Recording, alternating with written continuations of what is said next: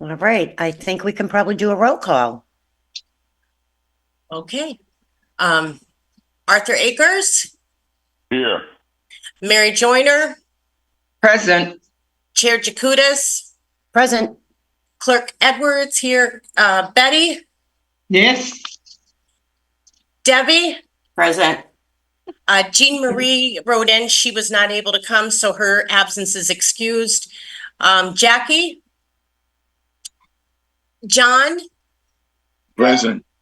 Smitty, and then our delegate from the front liaison, Joan Noble. Okay. So I have Joan's report. Okay. Oh, yes. Thank you, Debbie. All right, Smitty should be coming on because I resent him the link a little while ago, so I know he will be here eventually. Something of his is here. Right. Okay. All right. So we'll just go because it looks like a short meeting today.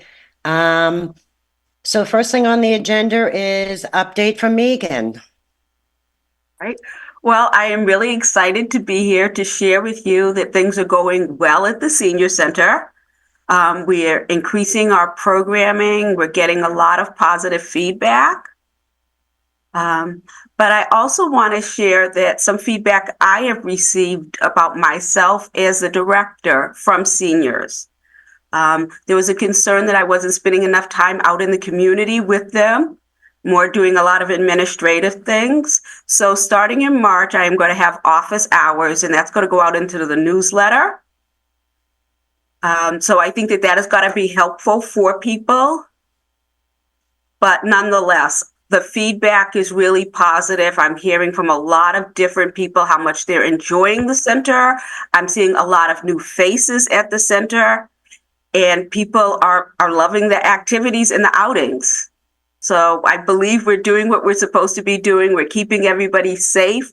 We're meeting our mission to make seniors feel safe, welcomed, heard, and supported at the center. Megan, can I ask you a question regarding that? Absolutely. Your office hours, are you going to do it once a week, maybe twice a week? How are you going to conduct that? I am going to do it twice a month on Thursdays. Okay, perfect. And people will call to make an appointment via Marge. And that's in the newsletter with the phone number to reach to make the appointment. All right. Thank you. Does anybody have any questions for Megan regarding that? No? All right. I do. Okay. Debbie? So this is going to be then people will, if they have a specific question or concern, they will set up an appointment to come and talk to you about that individually. Correct. But also if people want to just to get to know me a little bit more, they're more than welcome to make an appointment to do that as well. It doesn't have to just be a concern. Okay. All right. So I think one of the things that I heard from a number of people was that it wasn't so much that they couldn't talk to you, it was they didn't think that while things were going on, that you had a presence with them. Mm-hmm. And they would like you to interact that way more. Thank you for sharing that. And I do hear that. So one of the things that I've already implemented is that I am visiting the groups and clubs that we have. So the gaming club, the decorating club, the knitting club. So I'm spending time with those groups as well. So I believe that that is quality interaction because it's not a snippet of time. We're there together for a half an hour, 45 minutes. So that's a higher level of engagement and socialization. So Thank you.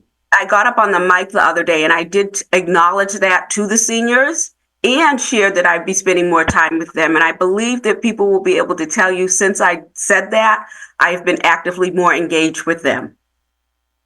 Okay, thank you. And you know what a lot of it is too, my personal opinion, you came into the senior center, you're trying to get the feel, you were doing the budget, you were doing the paperwork part. Now that you're comfortable, You know exactly what you have in your budget, what you can do and can't do. Now it's time for you to be out on the floor. And I think you've acknowledged that you had to learn the ins and out first. So we appreciate that. Mhm. Thank you. All right. And what's next on your list? Because I know you usually have the long list. I do. I want to share with you some exciting things that we have scheduled for the month of March. We will be doing Tai Chi with Gliss in English and in Spanish in March. We will also be doing chronic pain that we talked about. That will be getting in English and in Spanish on the 19th. So MJ, that could be a good thing you could sign up for. Sail resumes, which is an exercise program. And I'm really super excited with the support and the help of the Director of Public Health, Lisa. We are going to have vans come down, medical vans come down twice a month. We're going to start on March 12th and March 27th, and they are going to offer blood pressure checks, and they are also going to offer diabetes checks. So right now we don't have an outreach coordinator, but they also offer that service there. So we're tying things together to keep everyone supported and cared for until we are able to fill that position. And that's one of the things that we're able to do. We have a really big party coming up for St. Patrick's Day. And for the 3 trips for the month of March, we're going to go to the Loft thrift store. We're going to go to the casino, and we are going to go out to lunch at a restaurant. For presentations, we will have, again, from Department of Public Health, we're going to have a presentation on sexually transmitted diseases. We are also going to have a presentation on mental health from Elliot. We are going to have senior chat, and we are going to have a presentation from Salem Hospital about stroke and a support group for stroke survivors and their caregivers. We continue to have monthly services, which include the masseuse, the barber, the dentist, the podiatrist. Claudia is also doing 2 days a month for Mass Health to support people. And we still have the manicure and pedicures here. You seem very busy down there. Mhm. We are really busy, and I think that that's been part of the thing, trying to tweak the structure and the balance. And I think we have that part now. We have the format and the frame.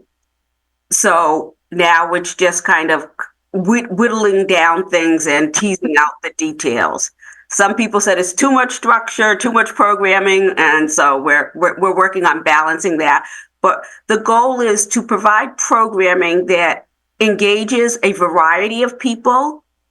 What we've done with groups and clubs is really unique, I think. We've been able to break people into different groups and clubs and have the clubs engage in the monthly activity. For example, for Black History Month, we had the chorus sang at Black History Month. The decorating committee decorated the senior center for the month. They also made centerpieces for the table. So getting everyone involved collectively is really engaging. The feedback has been really positive. People are enjoying it. And that's really our goal, to give everyone an opportunity to engage in different clubs and to engage with different peers, like maybe move away from the table you're used to sitting at and sit at another table and get to know some other people. It's also very educational because we do trivia. And so just yesterday we did trivia on the Dominican Republic because yesterday was Dominican Republic Independence Day. So everybody got to learn something new. Nice, So nice. that's what we're doing these days. All right. Does anybody have any questions for Megan regarding all the activities, the medical van or anything?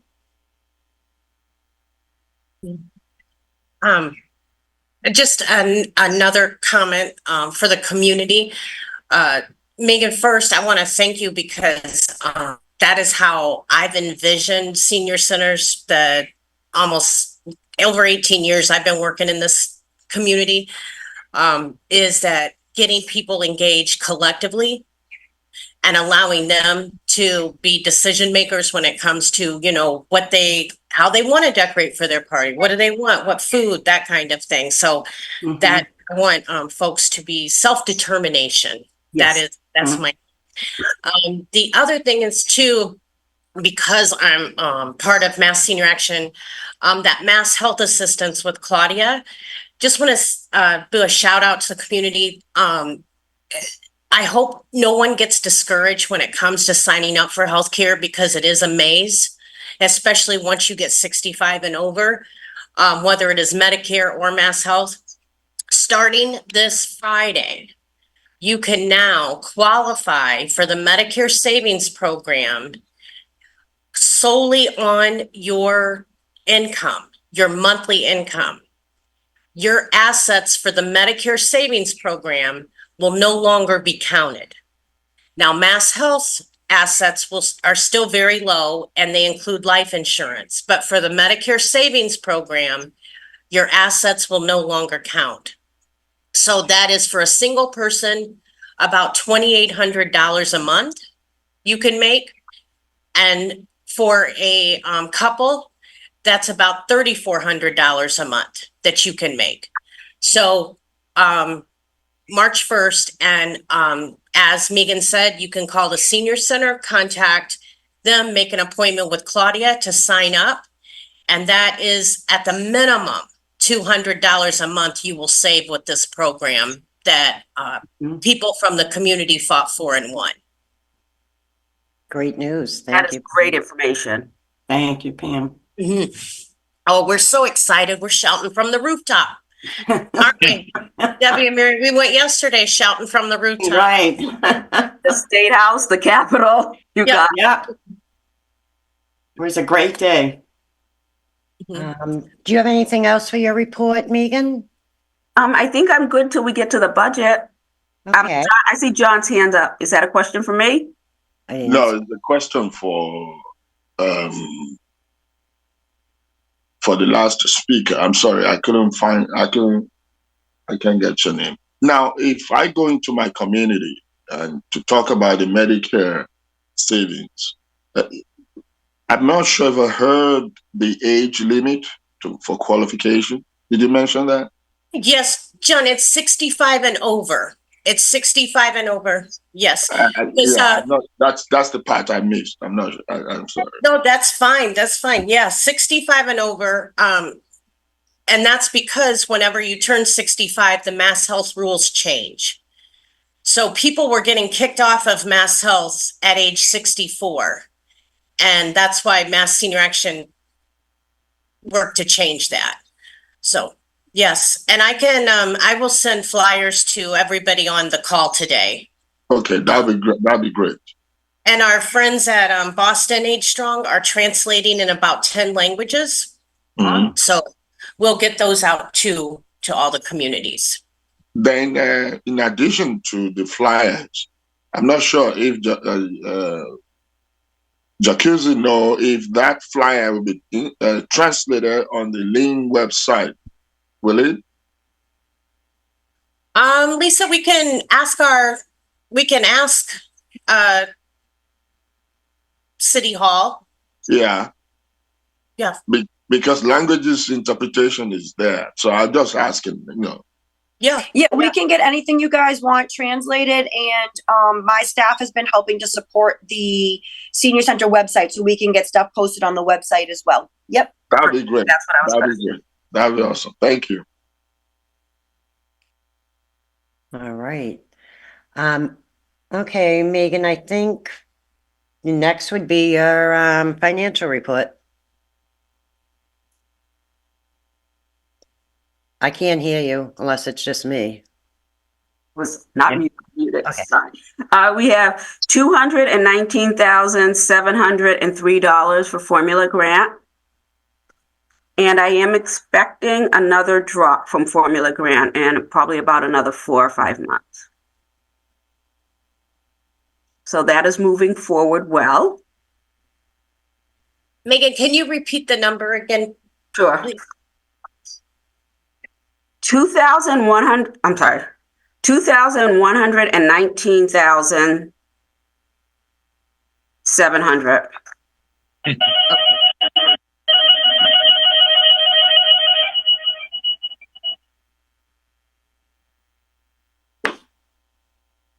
Lisa?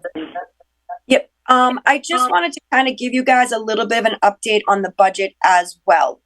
We're working with the senior center to put a budget together that will hopefully increase staff down at the senior center.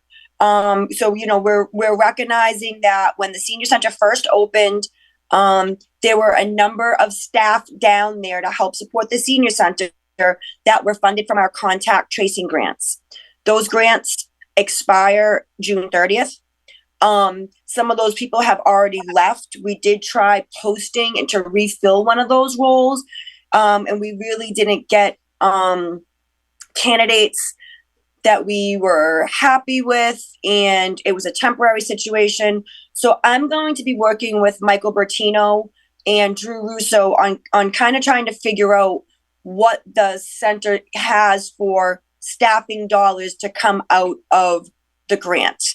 So we're looking at possibly, obviously, you know, we're rehiring for the outreach coordinator. That's already kind of accounted for. But what we'll be looking for additionally is possibly one full-time person, 2 part-time people. And the part-time really is to give Megan and the staff down there some flexibility, right? Like when we pay a full-time person, that's full-time pay, that's fringe, that's benefit. So it's not just what you're paying the person, it's additional money that the city has to set aside from those funds. And we felt that having 2 part-time people may be beneficial in terms of, okay, could you work full-time hours this week while somebody's on vacation, so that we had some coverage going on. We're maxing out. We're trying to be as efficient as possible. So I just wanted to give you guys that little heads up. Megan, correct me if I'm wrong. When you say you're going to get another drop, does that you mean that you'll get the your July 1st money will be coming in from the formula grant? Yes. Yeah, and that's what I'm going to be working with Micah with. So some of these things may not happen right away, but the goal is to have things ready to go for July 1st. Thank you, Lisa. That makes a big difference if we could get this to happen.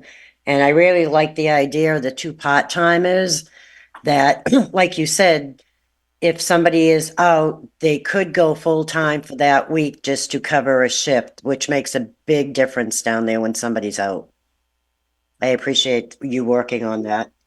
Yeah, my pleasure, guys. Does anybody have any questions for Megan or for Lisa? I have a question. Okay, Jim. Go ahead.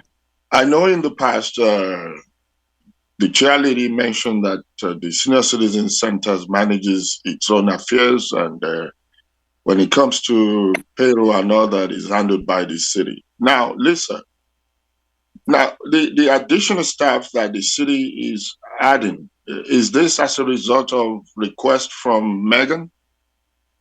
This is as a result of me coming in September, Megan being there in July, and recognizing the transition and kind of what happened from when the senior center first opened and how many staff they had, to being down there and seeing that it's growing and recognizing that, you know, it needs more staffing, you know, just in being down there, you know, Megan's reached out. She's like, you know, we need coverage. Somebody's out. Myself knowing that we're pulling back some of the funding that has been put down there, and just recognizing that you guys need more support down there. So that's really where it's come from. You know, like, it's just, you go down there, we see what's going on. There's a lot of y'all down there, right? And one person being out turns things upside down, and we don't want to see that down there. So we feel pretty confident that there's a good solid budget down there, and that we can find creative ways to make this work, to make sure, you know, everything's running smoothly, and a little hiccup here and there doesn't just like disturb everything. What is the time frame to fill this up? So I'm hoping to have everything in place for the July 1st fiscal year. That's how our city runs. We run on fiscal years, which start July 1st. So everything that we implement, so let's just say we're going to use, I don't know, I'm just going to use a silly number, an additional $25,000 in salaries. That's going to be $25,000 in salaries beginning July 1st with the July 1st budget. So that will run July 1st to June 30th. Okay, thank you. You're welcome. Mary, did you have a question? I do. You said that you're going to be hiring one full-time and two part-time. What are these positions going to be called that they're applying for? Community health workers. And what does that involve as far as background? Community what now? A community health worker.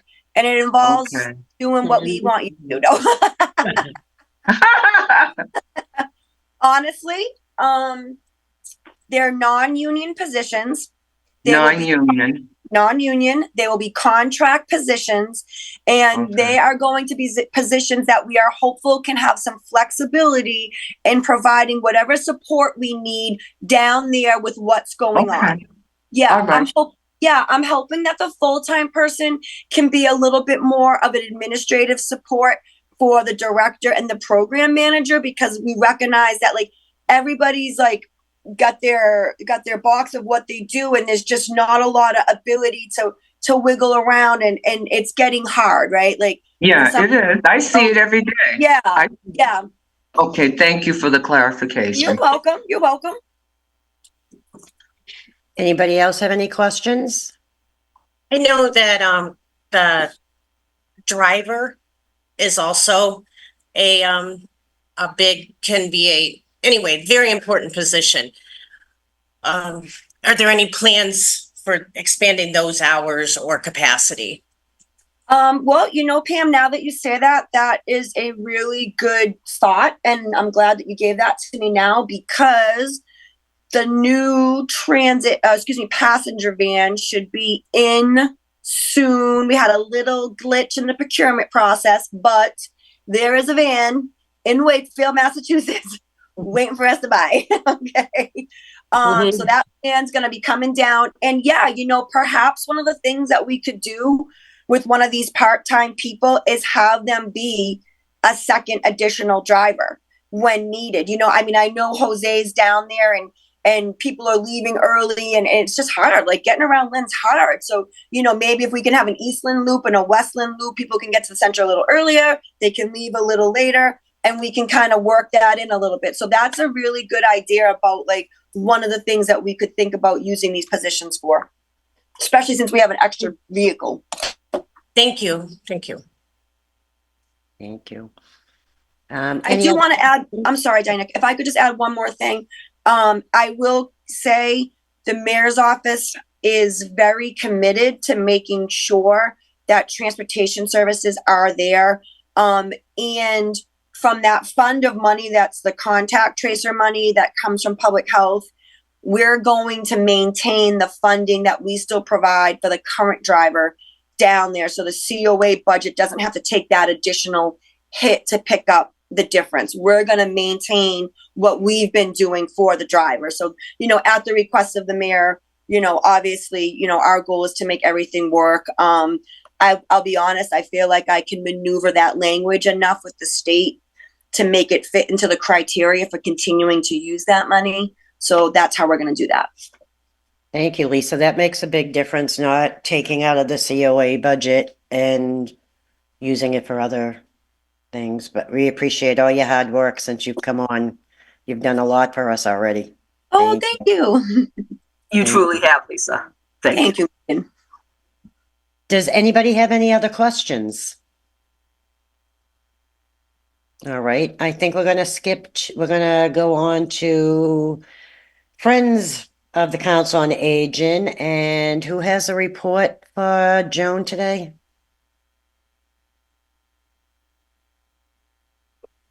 Didn't somebody Yes, say? Thank you. I have the Oh, report. okay. Friends of the Lynn Council on Aging report for board meeting of February 28th, 2024. Due to surgery and health issues, I am unable to be present today. The last meeting of the Friends of the Council on Aging was held on Thursday, October 26th, 2023. Vote to join Venmo was defeated. Due to the upcoming holidays, it was decided to cancel both November and December meetings. However, the Friends raised a total of $514.50 with the 50-50 raffle. An additional 16 prizes were raffled off at these events, in October, November, and December. The Friends also were able to distribute candy bars at Halloween to all who attended the center. The next scheduled meeting will be held on March 28th, 2024 at 9:15 at the Senior Center.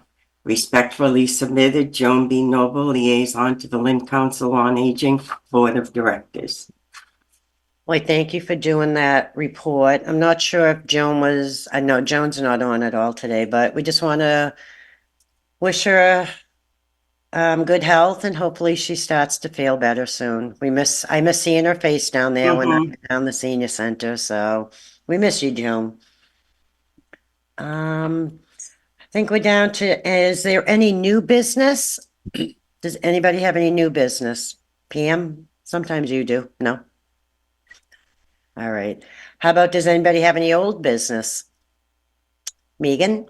I just wanted to follow up and share with everyone that the city is working with the senior center to get the elevator fixed. They are working on our roof. And they are working on our handicap doors. Yay. Those have all been contracted out. And the city is, again, working on those to address those issues for the senior center. Good, good. Want people to know we did. Lisa?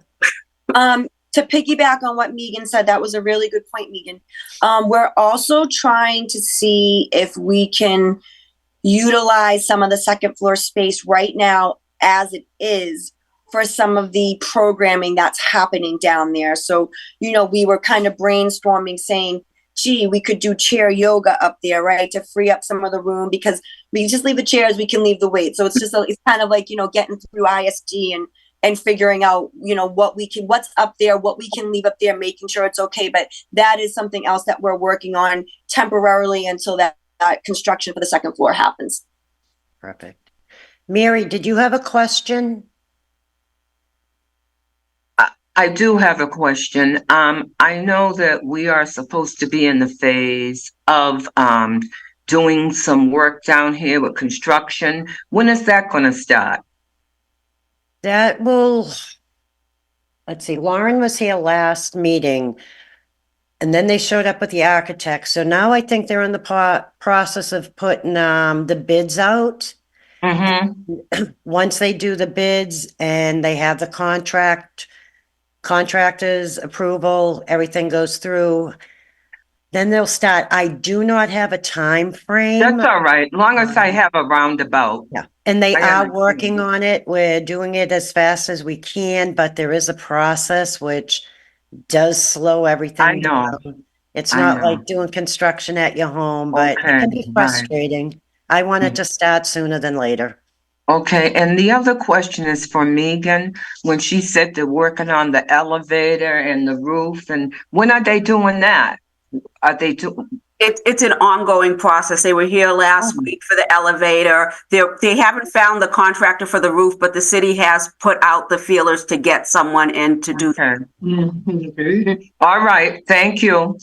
You're welcome.